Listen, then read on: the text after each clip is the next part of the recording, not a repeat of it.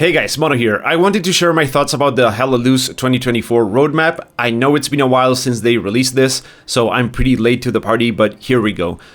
Well, putting it bluntly and probably echoing what most of you guys think, I don't think this is enough.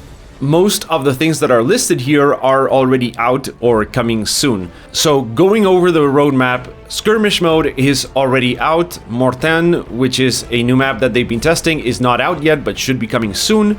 Getting updates to the practice range is really nice, but doesn't have a lot of impact for most players. Yes, it can be good for testing stuff like bullet drop and trying out different guns and weapons, but it's a part of the game that barely anyone interacts with. I've already said the game desperately needs a tutorial about garrisons and general tactics, but the practice range doesn't really fill that role, and it just doesn't really help new players understand the game. Console server browser is huge for PS5 and Xbox users. This is by far their most requested feature, so it's good to see this here. I know the map rotation on consoles is just bad most of the time, with not a lot of thought going into what maps are played and in which order. On PC, we have community servers where there is some real thought put into the map rotations, making the experience a lot better than it is on console. This is probably the single best quality of life update console players can receive, but I'm gonna be a bit cynical here. I think the server browser is not ready yet, and we'll probably see it roll out very late this year, like Q3 or most likely Q4. That is just my guess. I hope I'm wrong, but we'll see.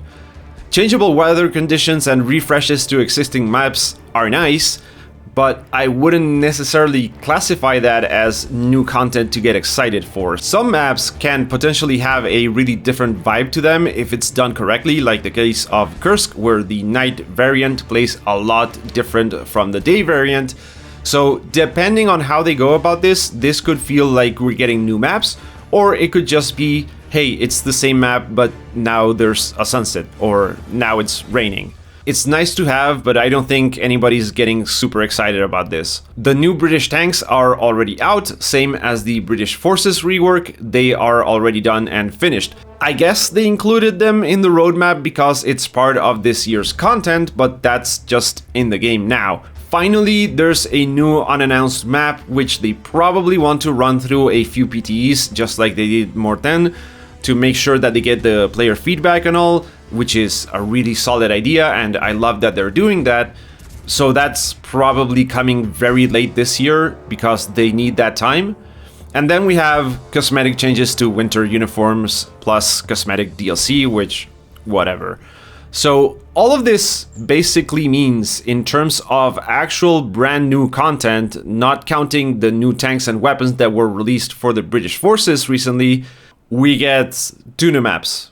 This might surprise some of you, but that's actually in line with what the previous devs used to roll out every year. Not a whole lot of changes, just a couple of maps and some changes to gameplay mechanics. But compared to what people expect from a game these days, it's nowhere near the amount of content that other similar games get. As much as I don't like Enlisted, that gets a huge amount of content every year.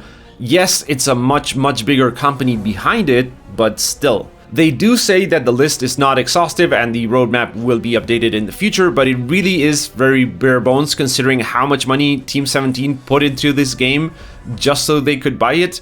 I would at the very least like to see an artillery rework, a few new vehicles like the Panzer III, maybe some tank destroyers. There are few weapons that they could add to the game at this point because they have the most common and iconic weapons of World War II already in the game. And I would like to see especially new maps for the British and Russian forces. There are so few maps to play them in that you get a very limited type of gameplay from either of them. For example, for the British you have Driel and El Alamein. None of those maps really offer a good urban environment, which is where the game really excels, in my opinion. Yes, they reworked the Oasis area in El Alamein, and that's kind of an urban area, and it's actually super good, but you know, it just doesn't have the same feel as a city like SME, for example, or Carentan. They are both maps, both Driel and El Alamein, where you probably want to go with a long-range weapon like a rifle, and you don't want to use something like an SMG. With those two maps alone, you don't really get to fully experience what the British forces are like, because your gameplay is in a way more dependent on what the map is like versus what the British forces are like, if that makes sense. They are clearly being very conservative about this, and I understand considering what's happened with the previous announcements that they made, where they overpromised and then severely under-delivered because they just didn't have a good measure of the amount of work that they required to make new content and to fix issues still in the game. Side note, I thought they had fixed the loadout bug, but it happened to me the other day, so that's still here. So they don't want to promise something that they can't deliver, but at the same time, it's kind of hard to get excited about future content when it looks like half of what's on the roadmap has already been released, and the new content coming isn't particularly exciting.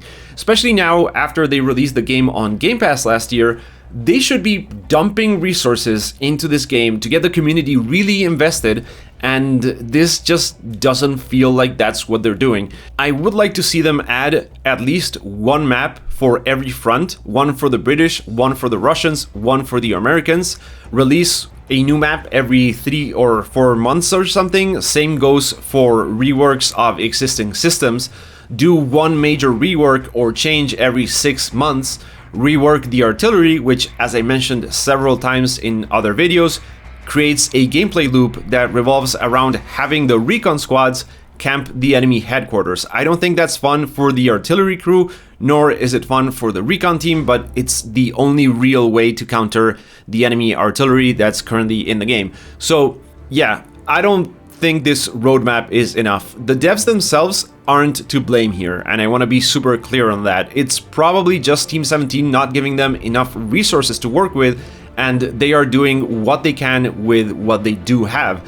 I think the latest changes that they made, the reworked El Alamein, the skirmish mode, and the way they fixed the British forces, that was all super good work. The British forces feel really good now. El Alamein is an actual solid map now, so I trust them to make actually good content. It's just not enough content, and that's the issue. So that's it, guys. Those are my thoughts on the 2024 roadmap. Let me know what you think down in the comment section. Remember to like and subscribe if you haven't already. And as always, thank you for watching, and I hope I will catch you in the next one.